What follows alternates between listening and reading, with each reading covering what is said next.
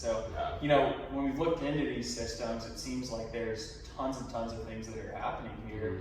And, while the idea of the Fresh Match and the Double Bucks program is so great, it seems like the implementation is kind of off a little bit. We talk about the awareness too, but I think, it's hard to bring awareness to something when the implementation makes it so challenging to implement. Yeah, no, absolutely.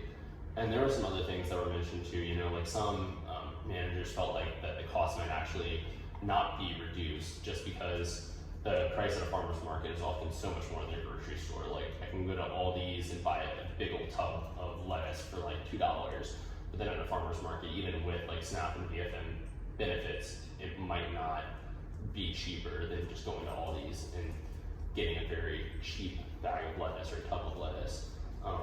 Yeah, for sure. And these markets offer, organic food, things like that. And, when you're talking about like big farming and you're talking about these like large logistical operations in these economies of scale for like a Walmart or a Publix or for a Kroger or something, that they have all this logistical stuff down. So they have their overhead way down compared to these other places. So two's great, but, in order to truly compete with them for the quality of the food they're getting, they have to be a little bit more.